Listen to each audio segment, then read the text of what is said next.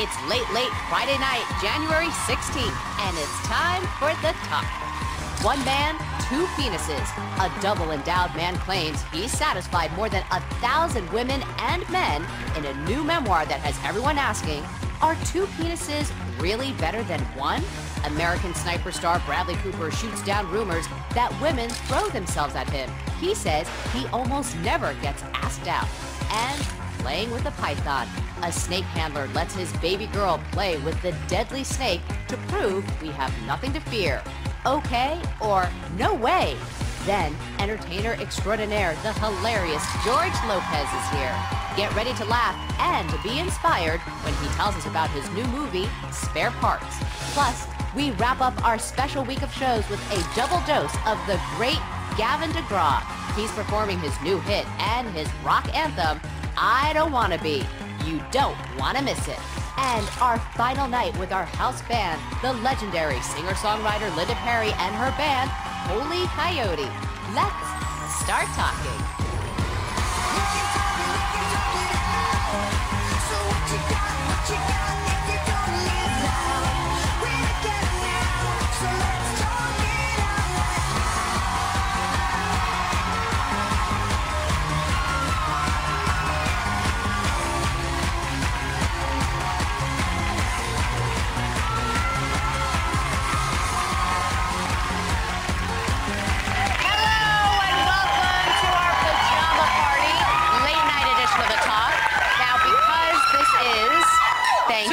Yes. You get two well, they thought I wanted hot water with lemon, and then I saw Sharon had champagne. Yeah. Now, thank you, Sharon. Fabulous. Because this is the last night, we decided to get very, very casual and wear our pajamas. And a big welcome back to our dear friend and Sarah's wife, award-winning singer-songwriter Linda Perry. All week long, Linda and her band, Holy Coyote, have been our fabulous house band. We've loved having you guys here. Thank you, thank you, thank you. But tonight, I should say, let's get started with the man with two penises. A guy who goes by the nickname Double Bleep Dude has written a new memoir about his rare medical condition called diphalia. He claims he has two fully functioning 10-inch long penises and that he has used them to pleasure more than 1,000 women and men. Although he doesn't reveal his face, his Twitter account has photos that reveal the double dose of bleep. Would you want to fool around with a man with two penises? Oh, yes. Oh, yes. I accept the challenge.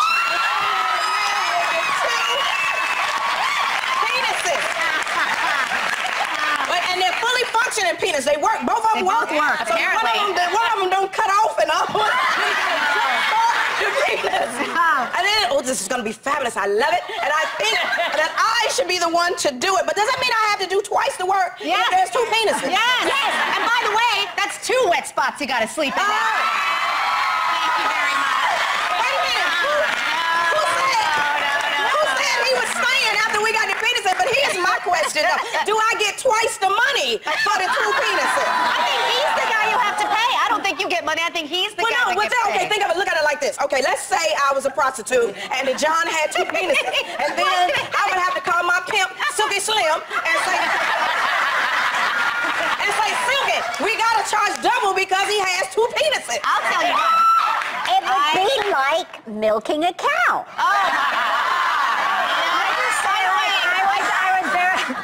I don't know what to do with one. But also, then somebody said to me, oh, well, what if somebody had two vaginas? And I was like, well, what a hassle. That sounds terrible. People do. They do? Absolutely, yes. I just think you're getting your period every 2 weeks instead of every 4. What a night. It's all a nightmare. Sharon, if you were giving like this, we have to take you to a class. No, you can't do it. This is not how it works. No, what the? I think the nice thing is you could give them like cute little names like Tweedledee and Tweedledum or, Johnson and Johnson or Dolce and Gabbana. You know what I'm saying? Like, Dumber. Exactly. You know how much money I would make with two vaginas? Double time. You charge double time for that. Move it on. right from a medical standpoint. You know, like... Oh, yeah, them too. Like when he urinates, does he urinate out of both at the same time? Right. If he has an erection, is it both of them at the same time? I've actually done more research than I should have. Apparently, he does get erections at the same time, but one of them is a little bit more, like a little bit alert. Yes, a little bit more awake. All right. Let me just say though, his Does he blog is fight all or about short? self-acceptance, even though it's a sexual oddity. His whole blog and the people that interact with him are about accepting your body for who you are, embracing who you are, and embracing your flaws. Like and I think he has a good public service in that way. So it's not just about the two dongs. There you Two go. dongs don't make a right, Julie. We are just getting this pajama party started. Don't forget the one and only George Lopez. Join us in a few minutes. We'll be right back.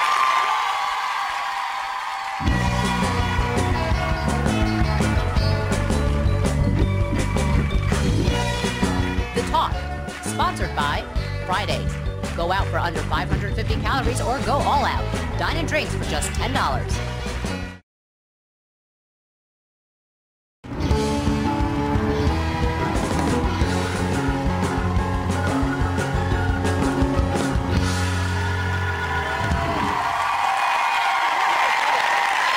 American Sniper star Bradley Cooper says he's no chick magnet despite his handsome face and hot body. When the 40-year-old was asked by radio host Howard Stern if women hit on him, Cooper said, quote, "No. Some people come up and say, hey, let's take a picture, but they're not like throwing themselves at me." Cooper's doing just fine, though. He's been dating 23-year-old British model Suki Waterhouse for 11 months now.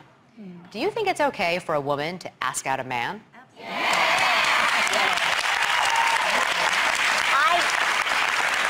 I think that's fine, as long as the woman is capable of taking rejection. And if you've got the balls to stand there and somebody go, hell no, or whatever, that's fine. I think it's fine, but I don't think it usually works out that well. It's so funny because the other day I was in the car and my daughter, who's 7 years old, was literally like, you know, Mom, you can't ask a guy if he loves you.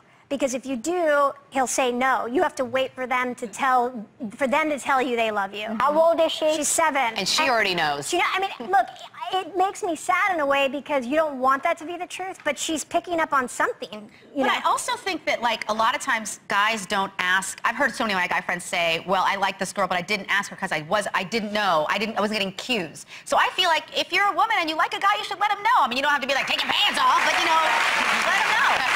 Give them the hint. Give them the green light. Am I right, Cheryl? Yeah, you give him the green light, but the only way I tell a guy I love him if I want him to go away from me. I love you and I want to have your baby. We'll be right back.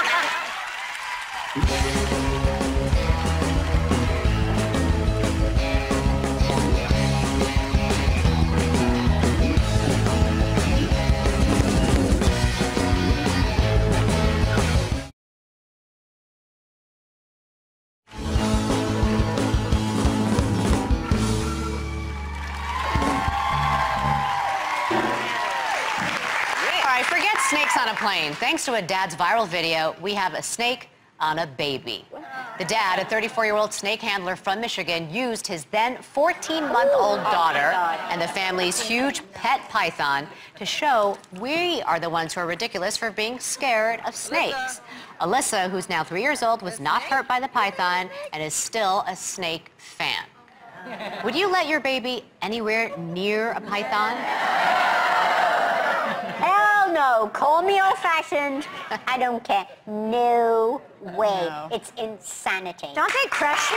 Yes. That's how they kill their prey. They're predators that strangle you. They I wrap. think that was like a little mouse. That's the thing. She's like a perfect snack size for that snake, you know? And babies are so tender and juicy. But I will say, before a python can squeeze you, it has to start to coil. So he would see that and you would get the baby out of the way. Oh, and no. Whereas if you have, I would have rather have No. my baby around a snake than a pit bull if I had to decide, because it's harder to get a pit bull off a baby than a snake. I'm just saying, there are a lot of pets I wouldn't let my baby around. But when you choose neither. I would choose neither. I I'd choose neither. Absolutely, absolutely. Well, see, I was in the box with snakes, you know, so I don't have fear of snakes anymore. But I just think this is odd. What if the snake just thought that the baby was a meal, and then I got to hack the snake apart and get my baby out of there, and then I'm getting sued by people They because... think it was a mouse. Yeah, Not my baby. No, don't say it.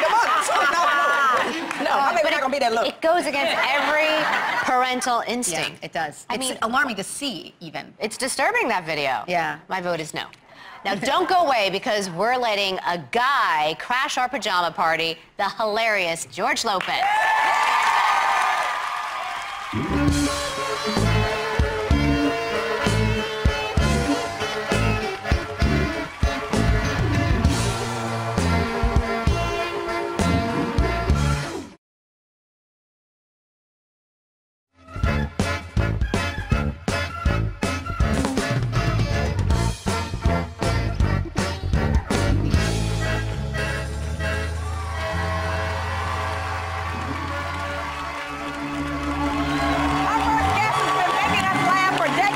From his sensational career in stand-up to his best-selling books and, of course, his award-winning sitcom, George Lopez.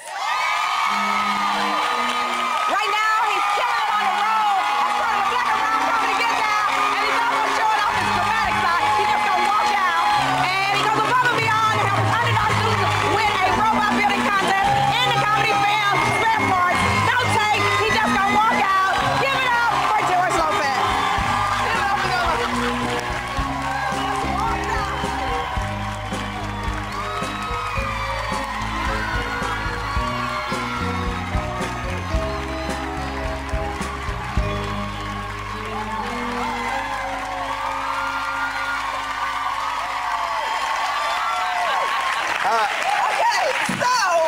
You know, I must say that the pajama party idea is fantastic. All your shoes are appropriate for pajamas. You're lucky I don't have two penises. I'm not even sure I got one that works, but you're lucky I don't have two. I'll go with the one you got. That's all right.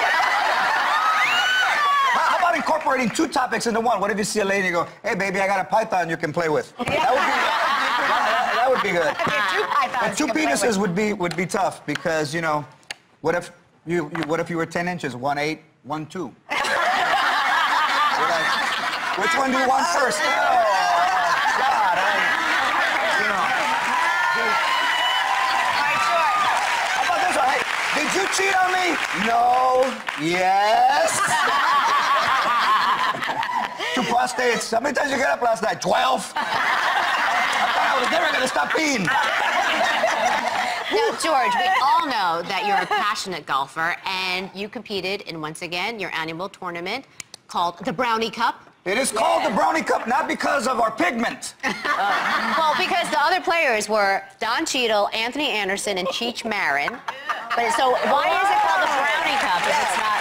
It's not about the brown guy. Well, you know, it's not about being brownish, blackish. It's about playing it's about playing 9 holes sober. And then playing 9 holes under the influence of a medical marijuana brownie. How'd you do? Yeah. Don Cheadle, Anthony Anderson. There isn't a bigger marijuana than Cheech Marin. And ladies and gentlemen, you are looking at the champion of the Brownie Cup.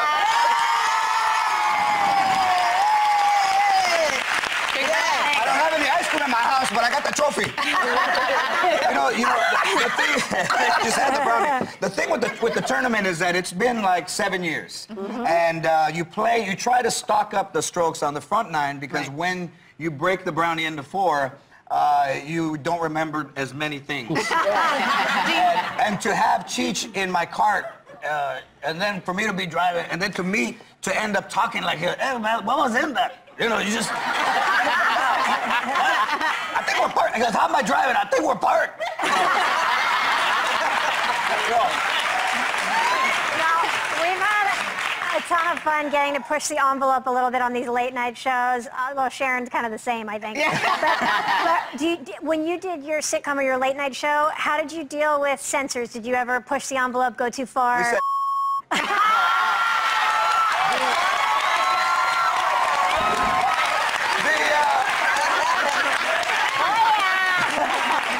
There was a couple of things that the Lopez crew would do. One, there was a guy on the sitcom that shall remain nameless, but we did give him his own room with shrimp and fruits and a brownie for dessert and 18 Amstel lights. And we snuck more stuff by that guy, logos and relatives. Who's that kid? I don't know, some kid that just came by to celebrate. And that guy never knew what hit him. Going on. And then he would go out and we'd replace the beers as he went out. So we thought, I thought I just drank 12. Why is there 6 more? It was a never-ending Amstel-Light stream of beer. We need to do that here. It's quite effective. But also on the late night show, one night I was driving, I'm like, I wonder how come the show's not around anymore. Well, we gave marijuana away, and we drank shots of tequila. And if it was you had never been a guest of a show before, you drank. And Snoop came one time early, and it got in the ventilation system. Yeah. Everybody was cheeks that night. You were before your time. Yeah, thank you so much. Way before your time. You were a great guest. Oh, we did loads of and everything. We did all that. We simulated sex, everything. So just a Tuesday with Sharon Osbourne. Just a Tuesday, hanging out in our PJs. So you obviously have been doing stand-up for more than 2 decades. You're a genius comedian. I remember seeing you when I was a baby. So funny. You've done numerous films. You posted your own talk show. Your sitcom still runs all over the world. So do you ever get recognized or maybe recognized for somebody else? I'm going to go into the truth bag here. Depending on my weight, I get Oliver Platt when I'm a little plump. And when I'm thin, I get Cesar Millan, the dog whisperer.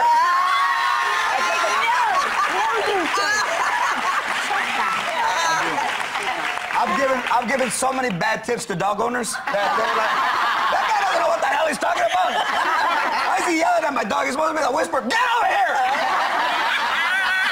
Wait, chase him! Get some cheese. What should I do? Get some cheese and just... Give him a brownie. Give him a brownie. My dog's hyper. Oh, yeah? Here's a golf club. Let's go. Well, let us talk about your movie and your new film, Spare Parts. You play a teacher. It's not... Oh, thank you. Undocumented students win a underwater robot building contest, and we have a clip. You are still short 134.63. Can I borrow your pen? Thought you couldn't donate. It's a robotics contest, not a fundraising contest. Besides, who's gonna know? Oh, hey, and my man ate a couple ice creams on the way in. Can I have an ice cream? Too late. I already wrote the check.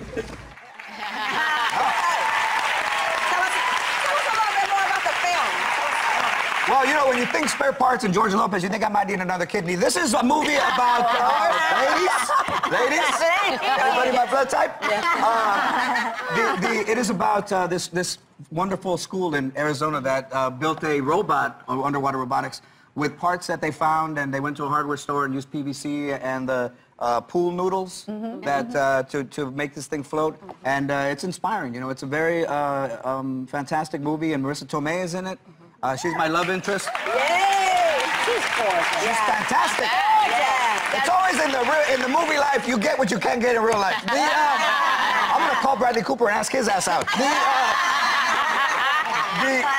But it is a movie that, you know, we all, I mean, I love like Vision Quest and Rocky and Stand and Deliver and Rudy. Yeah. It's a little bit Karate Kid, come on. Yeah. 2 penises, wax on, wax off. So it is. I think it's a movie that everybody will enjoy seeing, and I'm very proud to be in it. Yeah, thank you. Now, George, we love the way your mind works and how you manage to find the humor in every situation. So we'd like to get a glimpse inside that ever-curious mind of yours in a little speed round we're calling Curioso George.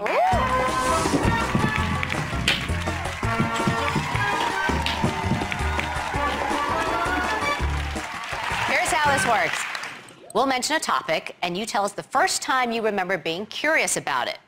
First up, when was the first time you were curious about your body? Okay. Well, you know, I was unfortunately pubically challenged as a youngster. And when you're in junior high and you have to start taking showers and you don't have much there. Did you have a lot of hair? I had no hair. I had you know, like a catfish. I had a couple of... You ever see the back? You ever see the back of an old TV? Just a couple of wires hanging out. The reception wasn't that good, and there was a couple of wires hanging out. So it was like going to Oz in lipstick and high heels, and you're like, hey, anybody want to hit me in the ass with a wet towel? Come on, line up.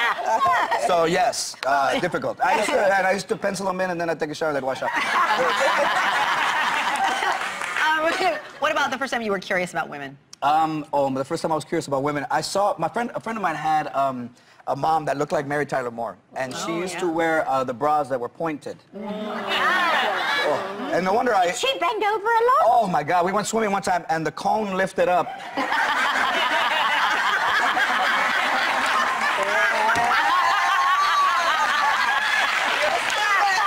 If I see Mary Tyler Moore now, I pull over. Hey. Okay, when did you first get curious about the pill that makes your penis hard? Well, when I was married, one of the things that therapists say is to make an appointment to have sex. So Wednesday night, Tuesday. Ridiculous. And they would say, my wife would say, Thursday. And I'm like, what's today?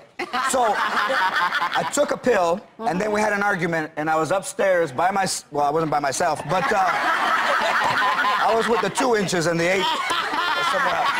But it was the longest night of my life. I'm sitting there, I'm trying to sleep, I bend over, ow! And then I try to sleep leaning against a chair, you know. It was one of the worst. I think I still have some effects of it, by the way. I'm curious about when you were curious about sexting. Well, I'm not curious anymore because you can only sext when it looks like a penis. When you're in your 50s, you can't send a woman a picture going, what the hell?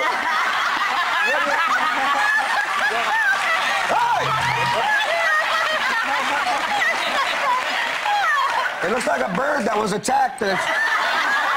Apparently, he died protecting the 2 eggs. George Lopez, everybody. Spare Parts is in theaters right now. Up next, you don't want to miss singer Gavin DeGraw perform his classic and a new song. We'll be right back.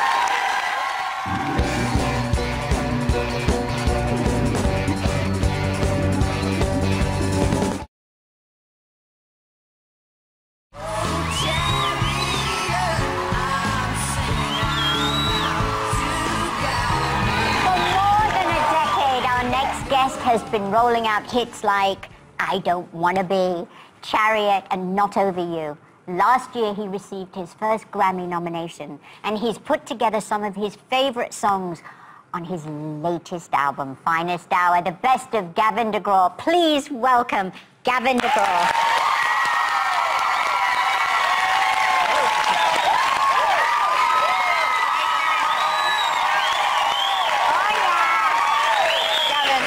We want to congratulate you on your new album, which is incredible. But you're very young. It must be weird to be putting out a best of album when, yeah, you're such a young guy. You're flattering me. A little bit. You're super cute. Your makeup person's really good back there. Making you look young. Yeah, that's like Dracula. Thank you for that. You know, I put out this best of album, but I know a lot of times when people put out best of albums, it kind of sounds like they're going away, like they're saying, see you later and thanks for the great career, you know? Right. But I feel like this is the best of so far album, you know? I think about artists who put out best of albums or greatest hits records and then they followed it up with other hit records that they, you know, music is a career, it's a lifestyle, it's also your hobby even though it is your career. So when I come off the road, first thing I do is I go home and I sit down at the piano and I play and I, you know, take time and write more music. So you're never really quite finished playing music. But Gavin, you've written so many songs over the last years. Yeah. So was it hard to narrow down your particular favorites for this? Oh, of course. I mean, I think for pretty much any artist, especially when you're the writer, you grow a certain attachment to the songs because you feel like there's so much autobiographical material there, and what parts do you leave out if you're going to put out a best of album and you're trying to sum up your, you know, your career for the most part, and sort of make this sampler platter of what does Gavin DeGraw's music sound like, you know, over the last 10 years. So it's a very difficult thing to do because, you know, you're cutting out pieces of your career that you still think are really important and you want people to hear, but you can't include everything because you'll seem like one of those people who just likes their own cooking, you know. Nobody likes going to that house. You know what I mean? As Sharon mentioned, you worked with so many great artists and written so many great songs. Last year, you got to both open for Billy Joel and collaborate with Harry Styles of One Direction. Yes. So, so who's on your wish list for 2015? Wow, there's so many great ones. You know, there've been artists of the past and artists of the present. I still want to work with Elton John. Yeah. Amazing. You know, I still want to work with Stevie Wonder. Yeah. You know, but there's a lot of great talent that's out right now, putting out records, still getting some love at radio, and very relevant. You know, artists like One Republic and Ed Sheeran is very legit. Yeah. There's a lot of really great ones and up and coming artists, and I think that's one of the things that drew me to a town like Nashville, Tennessee.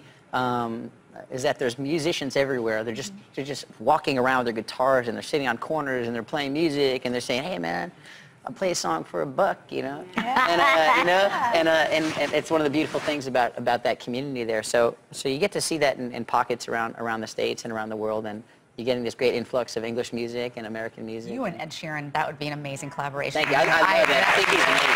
Yeah, you're amazing. You guys together. He's very special. You know he's managed by Elton. Oh, really? Is he? Yes, he's managed by Elton. See, That's he amazing. picked them both at Yes. the same How about time. that? Yes. I didn't know that. Oh, Sharon's yes. putting it You out would into know the that, universe. Oh, Sharon yeah. knows everything about music. Now, we are so excited that you're about to perform for us. What are you going to play for us today? Well, I'd like to play for you the first hit I ever had. It's a song called "I Don't Wanna Be," and thank you very much. Thank you. And you know, songs sort of change meaning over time. Bette Midler told an interviewer once that, and I didn't believe her at the time. And then when I wrote this song, I was just angry and broke, and then and I wasn't broke anymore after the song came out, and so it became the song that paid off my college loans. So that's what it means now. All right. Gavin, take it away. Come on.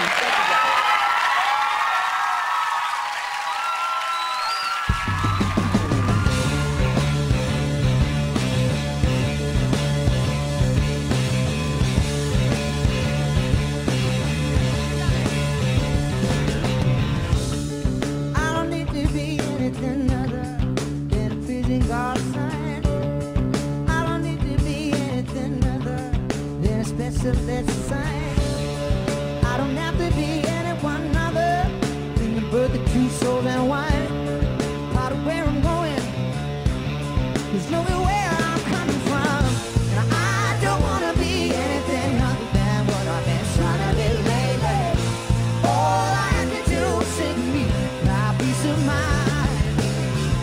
I'm tired of looking around and wondering what I gotta do, who I'm supposed to be. I don't want to be anything other than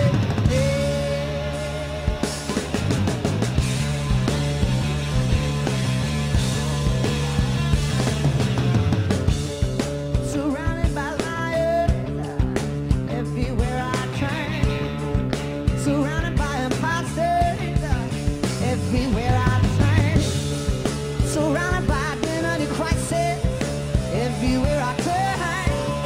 Am I the only one who knows that I can be the only one who's burned? I don't want to be anything other than what I've been trying to be lately. All I have to do is sing me that peace of mind. I'm tired of looking around and wondering what I gotta do, who I'm supposed to be. I don't want to be anything other than not everyone attention, please. You're not like this in there. Don't have to leave. I came from the mountain, too close to creation. My whole situation's made from clay to stone, and now I'm telling everybody I don't wanna be anything other than what I've been trying to be lately. All I have to do is sing me a piece of mind. I'm tired of looking around and wondering what I gotta do, or who I'm supposed to be.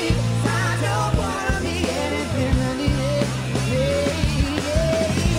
I don't wanna be. I don't wanna be. No. I don't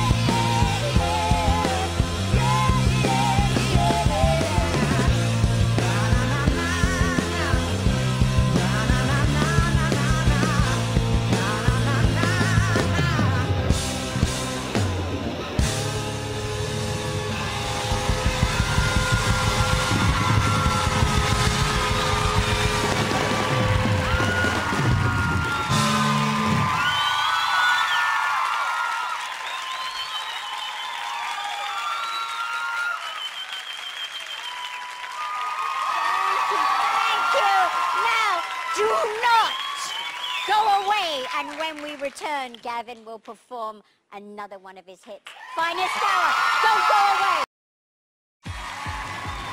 It's late Friday night, January 16th, and it's time for The Talk.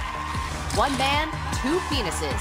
A double-endowed man claims he's satisfied more than 1,000 women and men in a new memoir that has everyone asking, are two penises really better than one?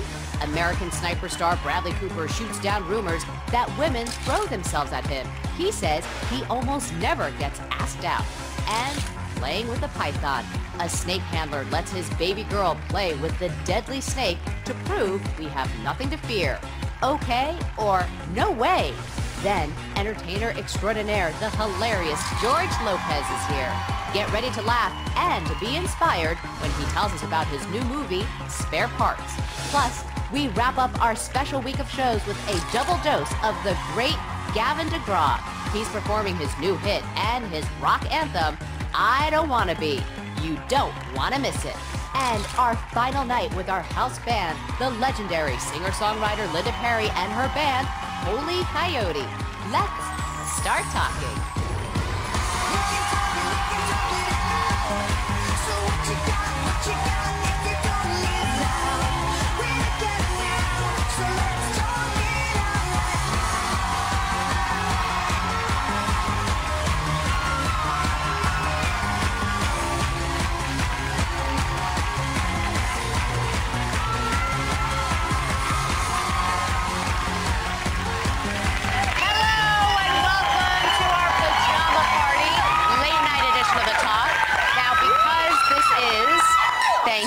Yes. You get two well, they thought I wanted hot water with lemon, and then I saw Sharon had champagne. Yeah. Now, thank you, Sharon. Fabulous. Because this is the last night, we decided to get very, very casual and wear our pajamas. And a big welcome back to our dear friend and Sarah's wife, award-winning singer-songwriter Linda Perry. All week long, Linda and her band, Holy Coyote, have been our fabulous house band. We've loved having you guys here. Thank you, thank you, thank you.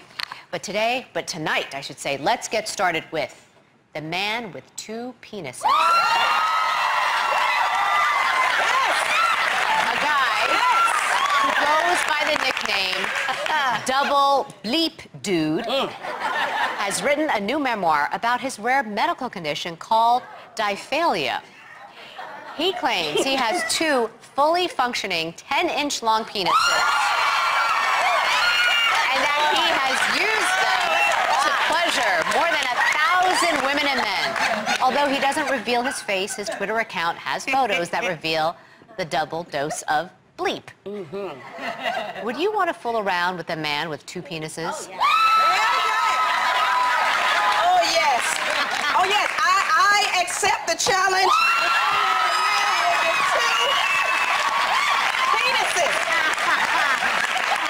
And they're fully functioning penis. They work. Both of them work. Apparently. So one of them don't cut off and all.